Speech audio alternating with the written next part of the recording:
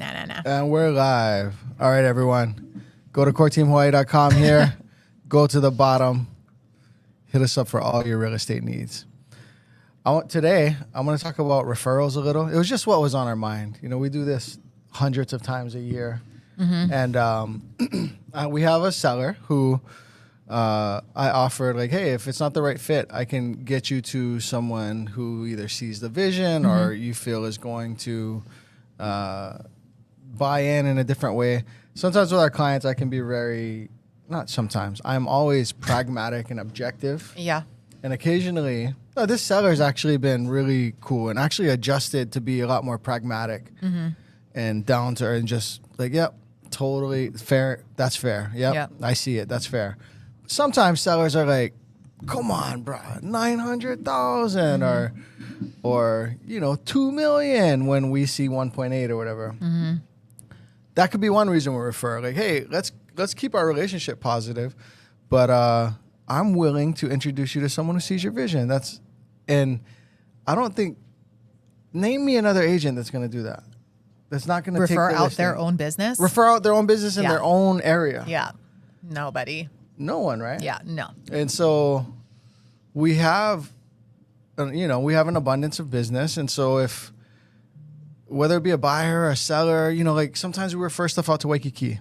Right. Sometimes I'm like, sandwich lease on a whatever in Waikiki, and then you're going to buy something else in Waikiki. And it's like, I know someone who lives and breathes that market.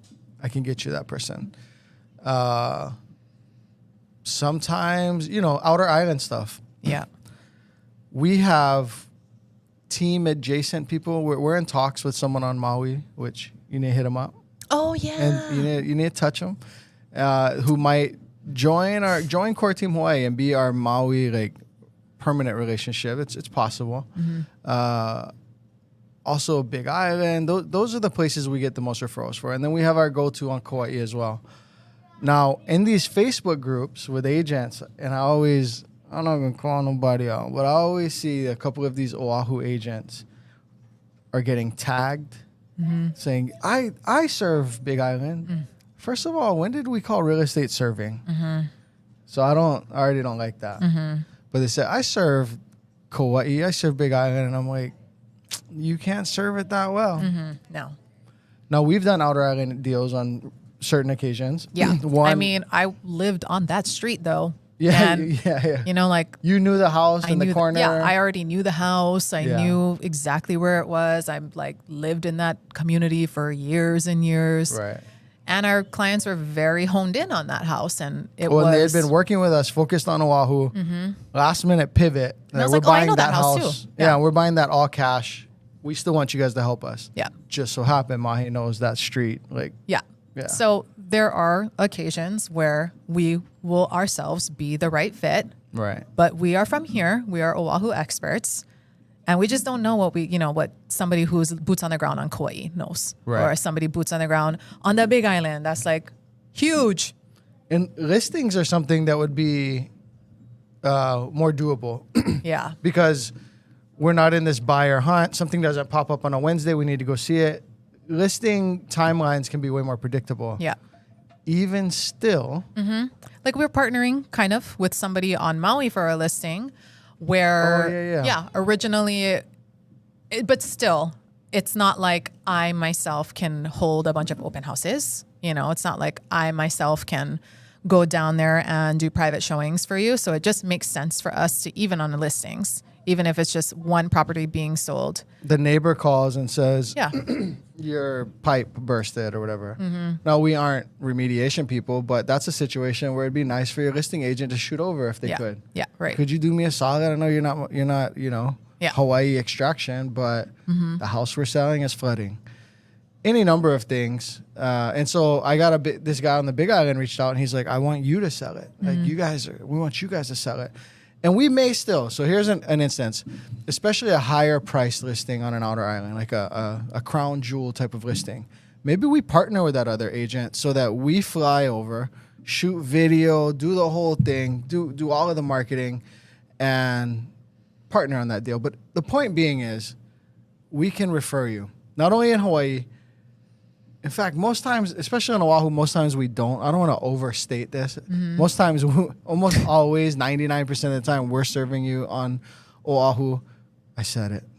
I said you serving. said serving. Yeah, we're helping you. We're partnering you. We're getting the goals achieved on Oahu. On the outer island, we're usually not. Unlike some of these people I see in these Facebook groups, like, I can fly here, there, or Guam. Yep, I'm in the Pacific Ocean. It's like, do math, bro. I know that, like, a commission's a nice thing, but are you the best fit for that? One, put the client first, and two, if you're really running a business where you have an assistant or assistants, and it just not gonna make sense. Yeah. That being said, occasionally we will partner on the U.S. mainland or elsewhere. I'll often spend hours having conversations, excuse me, and vetting out agents in a certain area. I have one for you. I need. Oh yeah, where? Palm Springs. Palm Springs. Oh, got you. And sometimes we already have relationships. I have a good idea of who I'll send this Palm Springs referral to. But the thing is Kenji, Kenji could be my really good friend. He moves to California and he lives in LA. So natural for almost 99 agents out of 100 is refer it to my friend Kenji. What if I don't think Kenji's the perfect fit for this? What if it's like a widowing female who prefers like a female energy and not Kenji, even though Kenji has great energy, right? Point is, we always try and fit the client to the right person on the mainland in Oregon and Florida and New York. So please call us, even though we're saying like we often refer that business out and we often partner. When we speak to you and we do like our own consultation, a big part of what we're doing in there, even if you're not going to buy or sell on Oahu, is we're learning about you. We're learning your goals. We're learning what type of personality type you like, the person that may resonate with you, because all of that stuff's really important too. So if you watch us on YouTube and you resonate with how we do business, please call us so we can discuss that with you, because that matters to us. And we really try our best and make sure to fit you with the person that's going to be an even match for the type of, expectations you have, the goals that you have set for yourself. And also just, the personality type. If you're like, oh, I need a female. Okay. I need a strong, dominant energy female. Okay, great. I got somebody for you. Or I want somebody local from the island. Okay, great. We'll do that. It's just whatever your needs are, call us, because even if it doesn't end up being us directly that helps you, that conversation we have with you and that consultation we have with you is going to be big for us to help fit you with somebody who will be a good match. Agreed. Yeah. I know when you guys think of me, the first thing you think about is humility. Oh, yes. But I'm going to break. I'm going to break character. Wow. And I'm going to say, I and we have some of the highest skill sets in referring people. Matchmaker.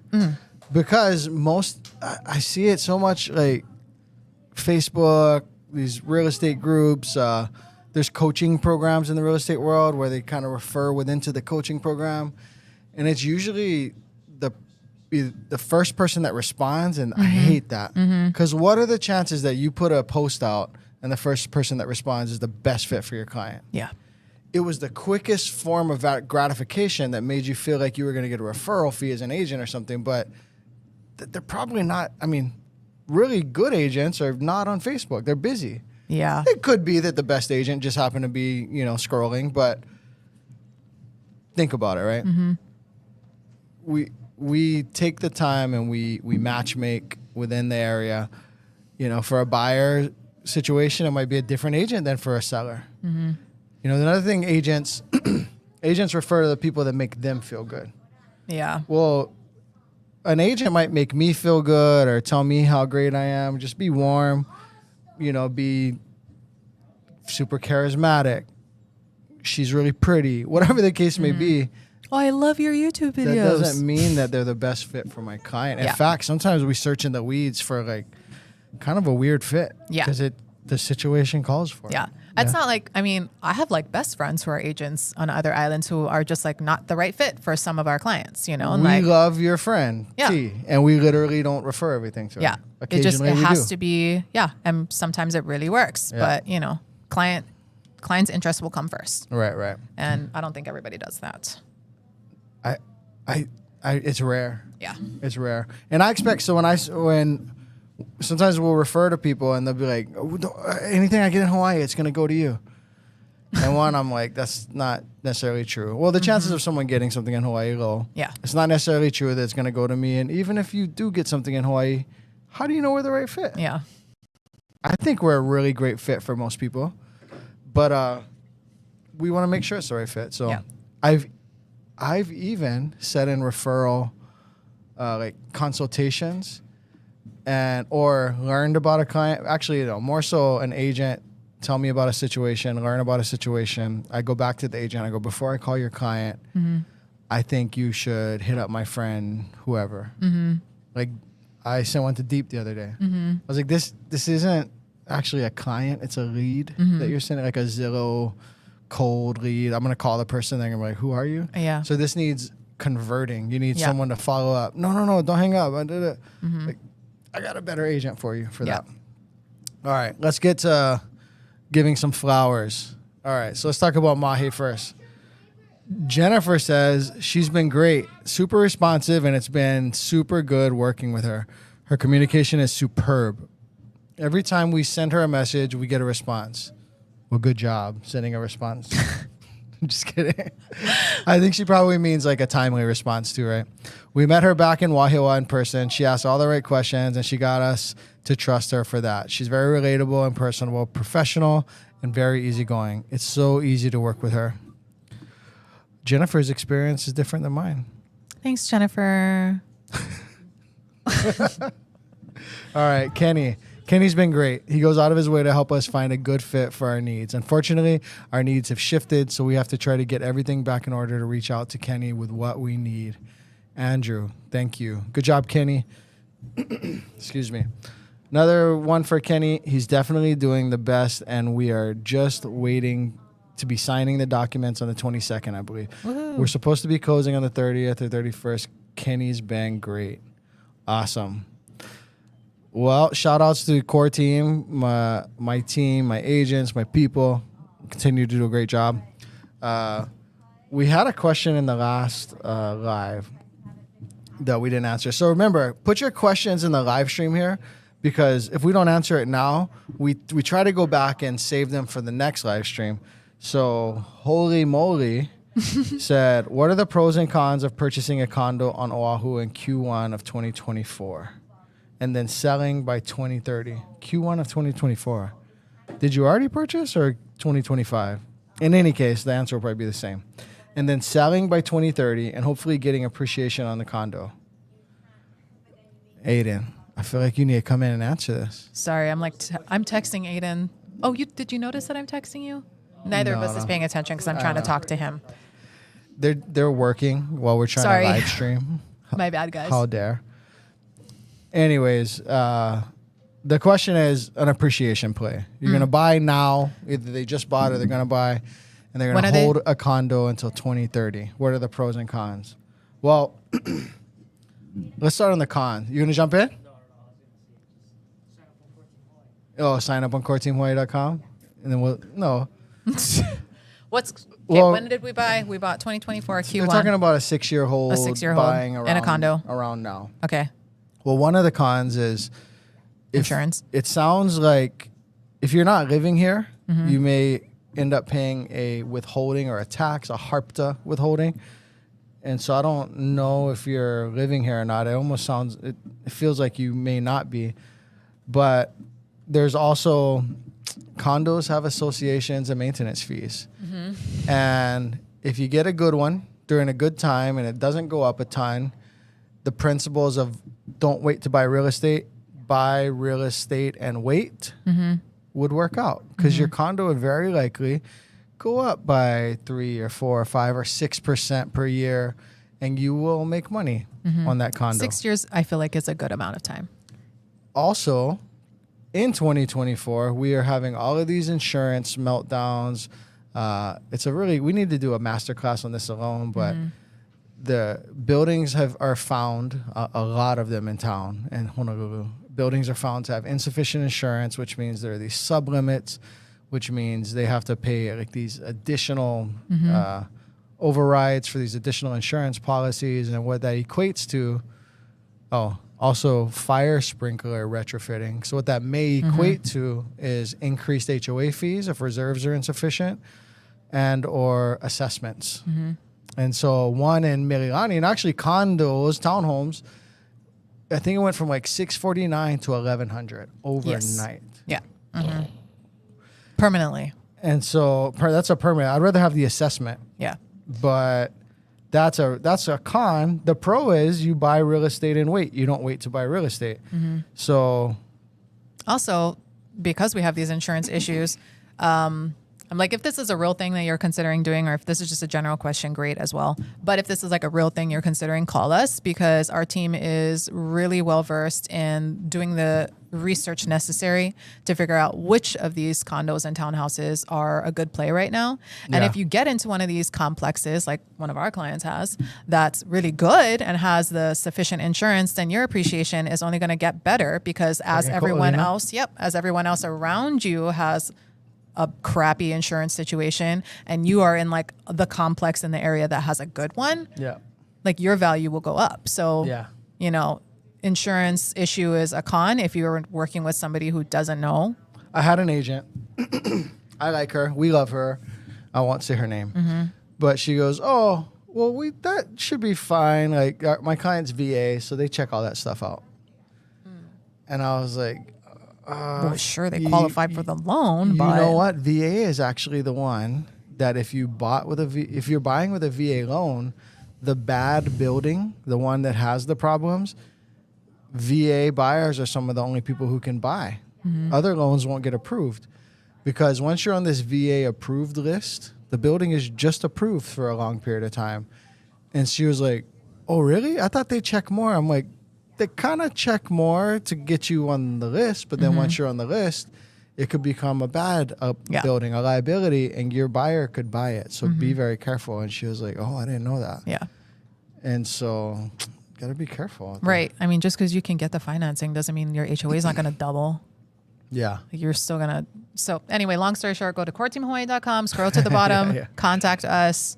But I think a 6-year hold, especially depending on who you're working with and the guidance you're receiving on where to buy, is a really good play. I agree.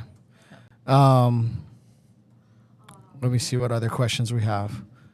Well, Mahi went to New York. I did. Let's talk about that's me stalling to get these other questions. How was your trip? It was amazing. So I went for Joey, my daughter's early Sweet 16. She actually turned 16 this Friday, but her fall break was this past week, so we went during that.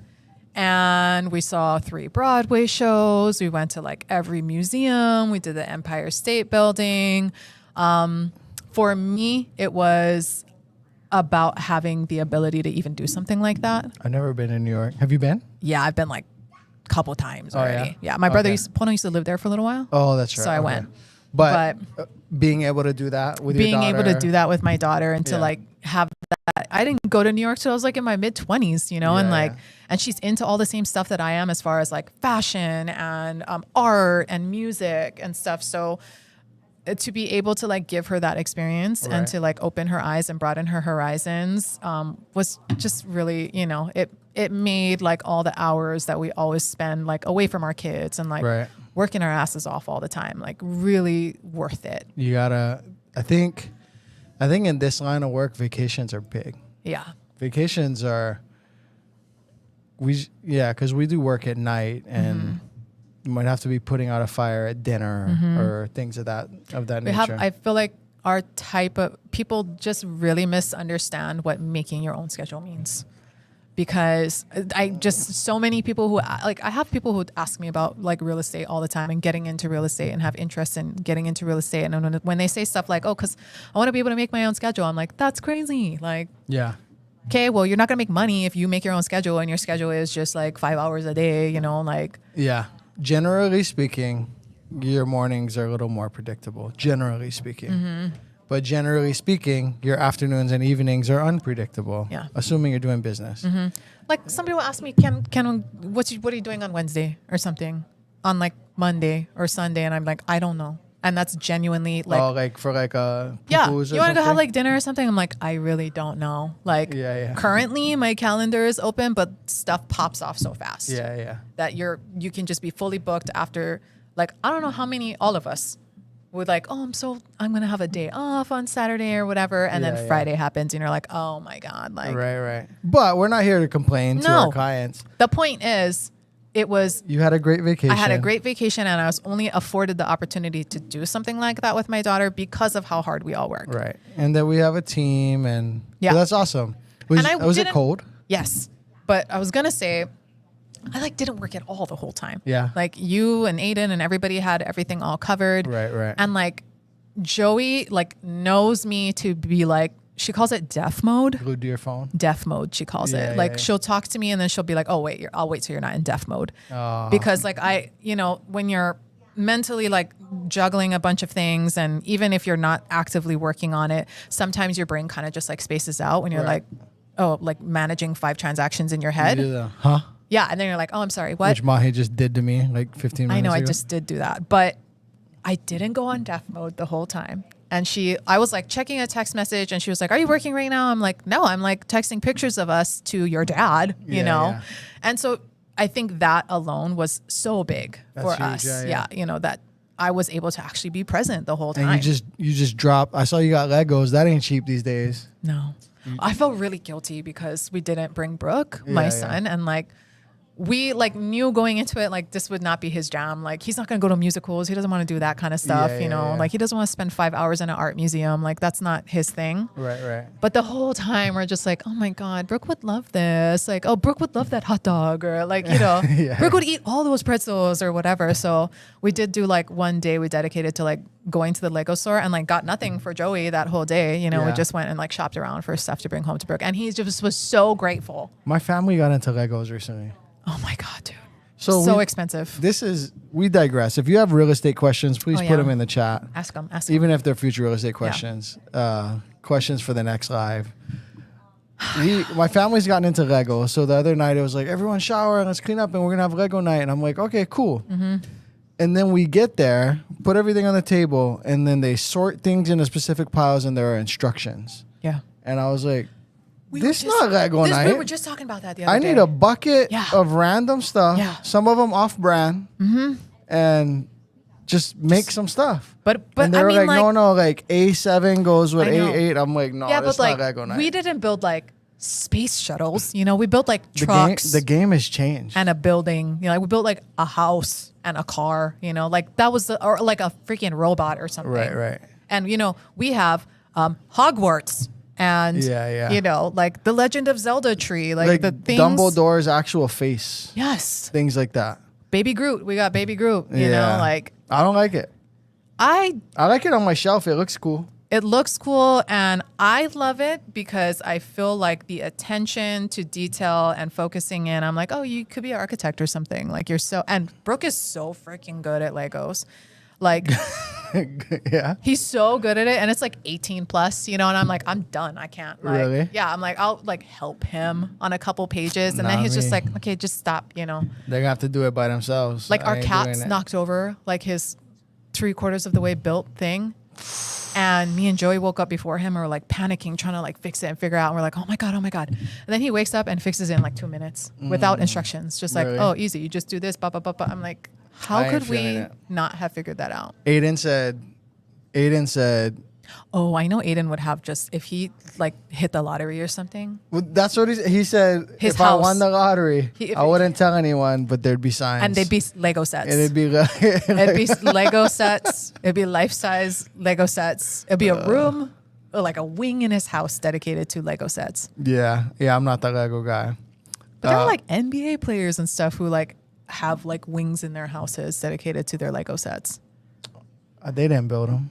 No, they did. That's their whole thing. Their assistants built them. I don't know who they are, but I did like somebody showed me a thing that some basketball player does a thing with Legos. I was like, oh, cool. Sounds like it's not true. No, it's true. I just don't care about basketball, so I don't know who it is. Yeah. You strike me as more of a lacrosse fan. No. Volleyball. I wish I could ask the question I want to ask about that. What? You know I can't ask it on here. No, you can't. It's probably for the best for everyone. You know. Oh, we have a real estate question. You know. All right, let's see. The boys. We'd like to help our mother go from reverse mortgage and into a refinance so the house stays in the family. She'll be primary resident. We live on the mainland. What things should we be aware of? Where do you live on the mainland, the boys? I can find a good lender or work with our lender to find you a good lender to talk to. And they can talk about the value, refining, the costs.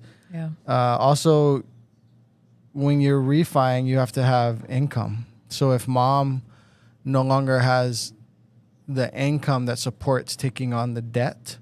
So you heard of debt to income ratio? So 50% debt to income. If you have debt that costs you $1, oh, there went my computer. If you have debt that costs you $1, you need to make $2 because that's 50% debt to income. So if mom wants to take on $2,000 a month, does she have $4,000 a month at a 50% debt to income? Or can son co-sign with her to refi?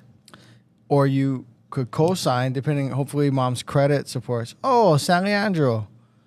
Hey, text me. I got you in San Leandro. My wife used to teach at a couple of schools in San Leandro. What is it? One of them that's like more Martin.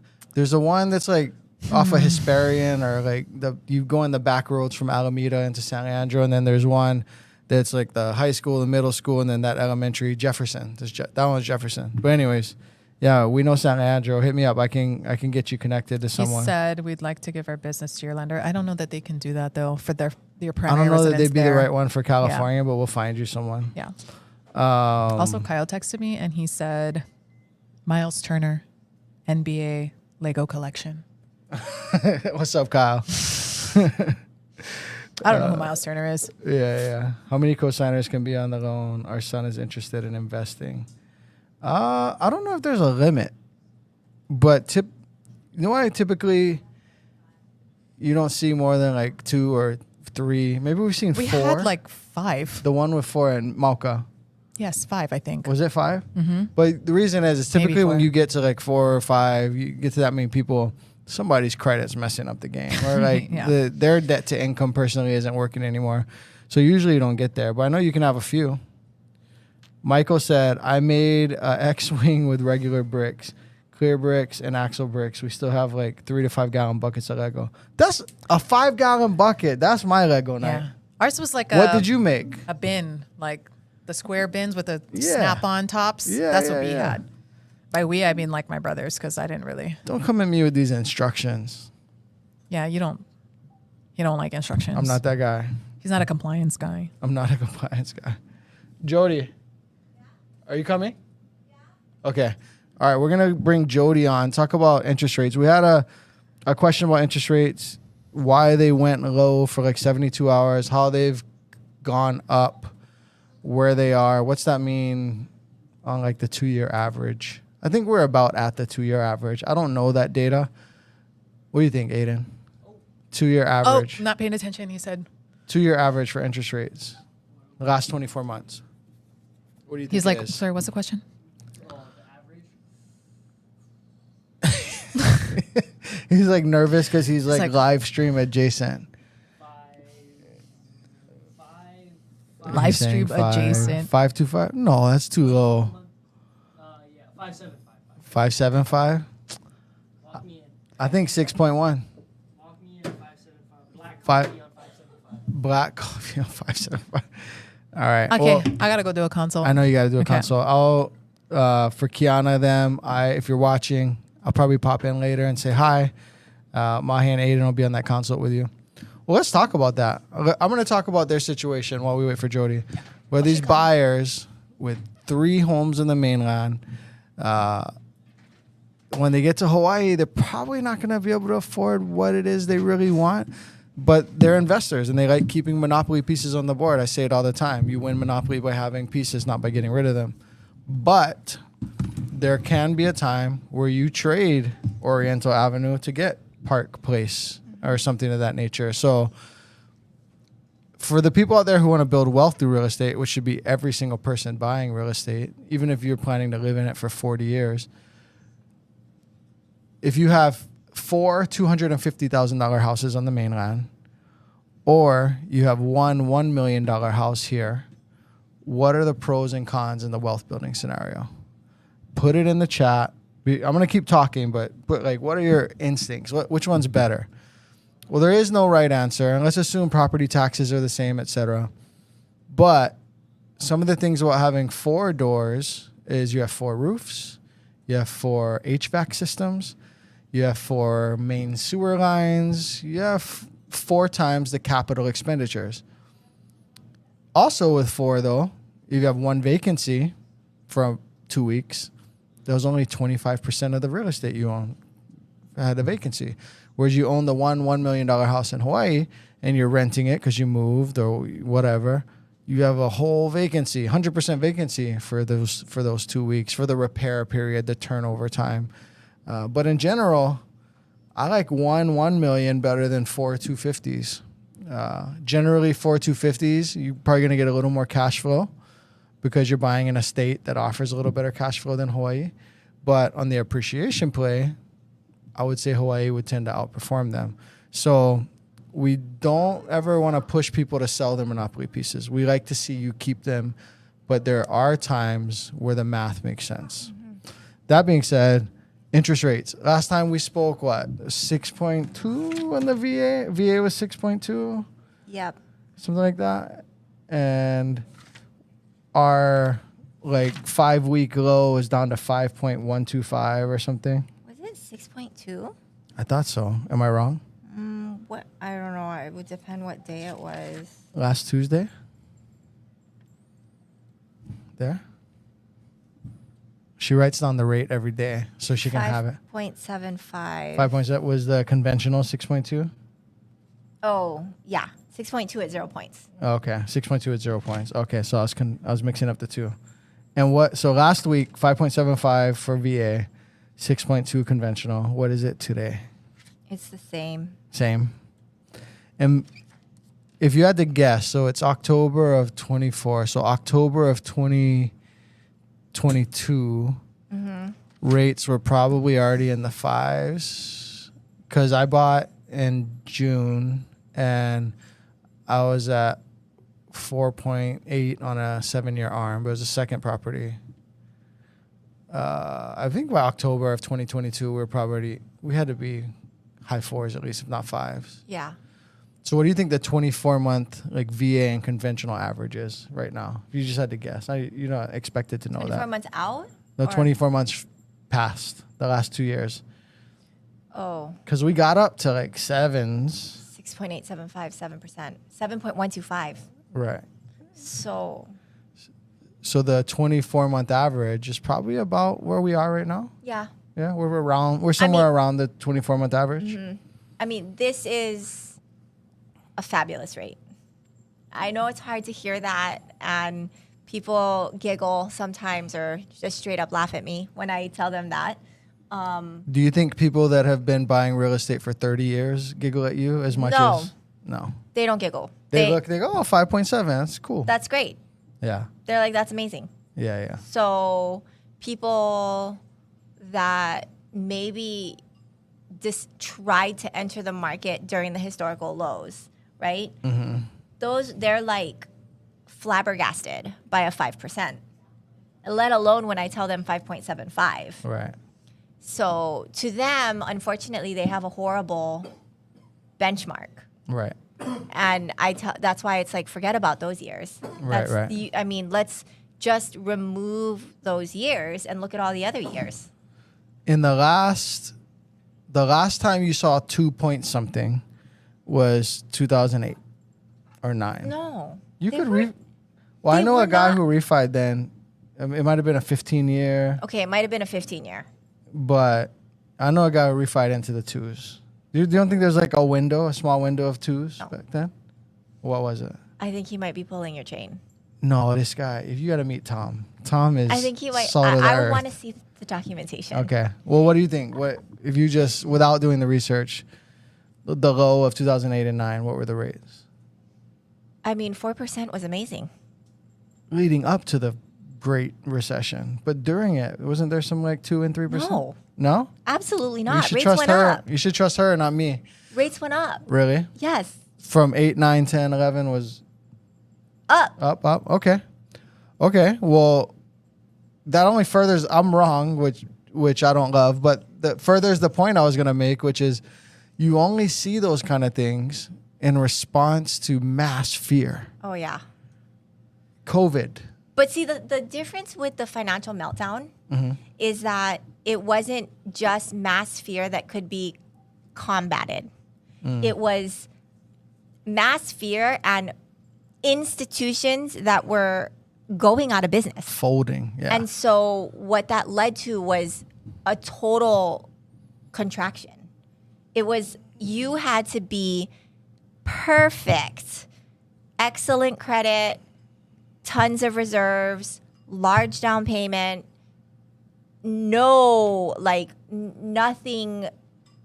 iffy in order to buy during those periods. Yeah. Which is why so many people. Yeah, there were like physicians with good credit couldn't get loans. Yeah. Yeah. So as a result of the meltdown, it was like, okay, we're gonna lend money, but here's the guidelines. Super conservatively. Yeah.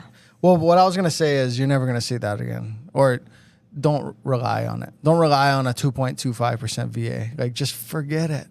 Literally, And so the forget about FOMO it. that you have sitting on the sideline, waiting to buy real estate, instead of buying real estate and waiting, if it's because you're waiting for 3%, don't do it. And even if the chances of you catching the week or two that rates drop to 3.5 and simultaneously entering the market, buying the house you want before the thousands of people enter the market, the chances are so small, you're not going to get it. Like, chances are you're not going to get the home. Right. And you're like, oh, I'm really strong. Like, I got a lot of cash. Your cash is more powerful now than it would be then. When rates are low and competition's high, cash is less relevant. And you say, I had another example, but you could go at it 1,000 different ways. What I was going to say is the chances of you buying a home now that you can afford and the chances of you being able to refi if and when the rates go down are 100%. You just refi. Like, there's no, I suppose if you lost your income or your credit went bad, maybe you couldn't refi. But assuming those things don't happen, you can 100% capitalize and refi, but you would have bought at a better time. And so I'm partially saying this to remind myself, because my family and I are looking to buy a home right now. And one just went on the market that we actually really like. Now, they're overpriced like crazy. I ain't buying it. I mean, I've seen some overpriced homes lately. They are a minimum $200,000 overpriced. Oh gosh, well, not that much, but I saw one that I was looking at, and I was like, I feel like that's like 50 to 75,000 over. People getting crazy again, but that's just a sign of how resilient the housing market is. People are actually kind of getting it too. Like, sellers, depending on the product, can push the market up right now. Even in a 5.75 to 6.1% interest rate environment, sellers are still able to get a little greedy right now for the right home. Not for any home, right? For the right home. We have a buyer that just went, what's the max you can qualify me for? Here's the house we want. We absolutely have to have it. Offers are due by yesterday. Yeah. And I'm like, the max? Like, what do you mean? How much over this listing price of 1.5 would you potentially want to go? And they were like, the max. Wow. And they were going to offer that? Yeah. Was it VA, no did. money down? No. Conventional. They weren't VA eligible. That's what I told this overpriced one. I was like, all right, you offer tomorrow. VA, 0 down, no appraisal clause. So what that means is your seller wants to charge 200 plus thousand more than the home is worth. I'll write it for $1 billion, and then we'll see what it appraises for, because that's what I can give you. Right. And sometimes we'll talk about that with you guys. We'll talk about that strategy. We'll talk about, hey, if you're VA and you can, or even if you're conventional, you're capped at 20% down. Like, if you are these things, we can write an offer, and it's subject to appraisal. Now, you may burn some money in the process. Because if seller doesn't budge and you have to pay for an appraisal, you've done a home inspection in the meantime. Those are not free things. And so, anyway, Aloha Core Team Hawaii. With Hawaii, the most expensive state to live in, does Hawaii have the highest foreclosure rates compared to other states? Absolutely not. Could that bring down home values? That's a fair assumption, though. It is. That places with higher costs would have higher foreclosure rates. We're one of the lowest in the nation. Yeah? We're like 40. Bottom 10. Yeah, like 45th, 46th. Bottom 5. Oh. Yeah. We were like the lowest for a long time. I've never thought about that. Thank you for that question. Why is that, you figure? It's the culture. Family will move in? It will be hell over high water before a lot of these local families are going to get foreclosed on. Right. Are gonna default on their loans. Because family will move in. They'll do, you know what I mean? They figure it out, and they're not gonna default. That's what it comes down to, and that's something interestingly enough that like I've explained to our wholesale channels. Look at our foreclosure ratios. Yeah. This is a good bet, like, you know, on something that was iffy. Like, okay, this is iffy. I get it. I'm asking you to take this extrapolation of a bonus or of a commission. You know, Right. I'm fighting for this loan. And they're like, and I'm like, it's an extenuating circumstance. You have the ability, it's written in the guidelines to make this judgment call. And I'm asking you guys to make the judgment call because this loan's not going to default. You know, as I'm thinking about it, such a good question. As I'm thinking about it, there's this too. Yeah. If a home's expensive, the down payment was big, assuming it was conventional. And so if the down payment was big, that's something you don't want to walk away from and lose. Because in a foreclosure, you could have put $500,000 down, and if you get behind enough, you've lost what you've contributed. Also, being that Hawaii tends to appreciate, Right. if you've Bingo. owned a home 5 years, 10 years plus, 15, 20, there's so much meat left on the bone that if you're old enough, you could reverse mortgage, keep that home for a while. If that's not the situation, you sell it, exit, take what money you can, and maybe you got out of a home that you didn't prefer to sell, but you didn't have to foreclose. Right. So Hawaii being such a strong appreciation state and such a sought-after state, albeit expensive, when you unpack the math, those are actually the reasons why we don't foreclose. Right. Yeah. And I remember someone during the financial meltdown, they were, I didn't do their loan, but they called me to try to refinance because of an ARM. Okay. Adjustable rate mortgage. And they bought on a stated income loan, adjustable rate mortgage. And, you know, I was explaining to them that they don't qualify, and they just were like, they couldn't believe it. And I said, I mean, it was a stated income loan. You didn't qualify when you bought. This is why you don't qualify now. And rates are lower. And so what I explained to them, they were like, how are we going to get out of this? You know, and I said, put the blinders on. It's what we talk about with our VA buyers. But put the blinders on. Do what you need to do to make the payments. Let the rate go up. They were so scared of the rate going up. Yeah. I'm like, listen, it can only go up every 6 months. It's not going to go up every single month. Right. So let the rate go up, put the blinders on, make the monthly payments, wait this out. Oh, and an ARM, they can only adjust the rate every 6 months? Yeah. Oh, I didn't know And that. sometimes depending on the vehicle, it'll be only once a year. Oh. Yeah. So, Okay. you know, they did that. I said, whatever you do. And they're like, we're going to sell. I said, whatever you do, don't sell right now. Like, just wait. So they put the blinders on. 36 months later, they sold and they were fine. So you told them don't lock in your losses. Yes. Yeah. It's like if a stock goes down, you buy Apple at $100. Oh my God, it's only worth $60. I got to sell it. It's like, or you don't sell it and you keep it. Because what are the chances Apple's never worth 100 again? Very low, right? What are the chances Hawaii real estate's never worth 100% of what you bought it again sometime in the future? I mean, almost impossible. So, all right, we don't have any more real estate questions. Anything else about the interest rates, loan market? Anything you want to share with the people? No, I would say that I just finished reading an article about this AI Uh-oh. this AI report. Okay. Okay, a report that was produced by AI, Okay. and it's saying, get ready For for an increase in volume.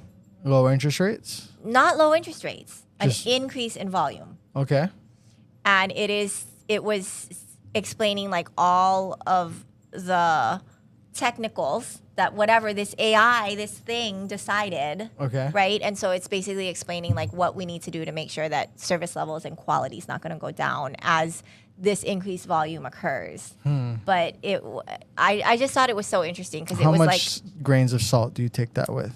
I take it with some grains of salt. Okay. But I just thought it was, I thought it was so interesting that I was reading this report that AI decided that we're about to get super busy. And Do they mean, when do they mean? Because going into winter, typically we slow down. First quarter. First quarter. Yeah. That could be the live topic for next week. Going into winter, Hawaii seasonality. Because 80% of moves that happen in the country happen in the second and third quarter. Now, if average that, you don't average the 20% into the other 6 months. You actually have peaks. And so December, like mid-November to mid-January, slowest Yeah. time. But they're saying coming out of that winter slow. Yeah. Interesting. It was interesting. And I was just like, okay, thanks AI for letting me know that Right. we need to brace ourselves and start prepping. Yeah. But the thing is for more people to buy, more people have to sell. Right. And for more people to sell, Rates need to go down. rates have to go down. So without rates going down, you can see a disproportionate increase in buyers for, I don't know, let's say rates stay the same and Kamala gets elected and now you get a little down payment assistance or something. Her desk would see a disproportionate level of pre-approval request applications versus actual conversions. It would get inefficient. Right. Everyone want to get pre-qualified, but there's still only so many houses to be sold, and some of them don't qualify despite the government subsidy. Right. But for more homes to trade, rates going down does affect people selling because Yes. the people sell also want to buy. And they're like, okay, well, I'll sell and buy. And also a lot of times in Hawaii, when people are selling, they're going to the mainland. So you'd rather sell at the peak because should I cash out at the peak in the expensive state, go over to the cheap state. Right. Or even if it's not a good deal, it feels like a good deal to me. Like Vegas or whatever the case may be. All right. Anything else? No. Let's address the boys' question. So they have their mom's homes on a reverse mortgage. They want to refi it so the family can keep it. They want us to refer them to a lender in California to do so.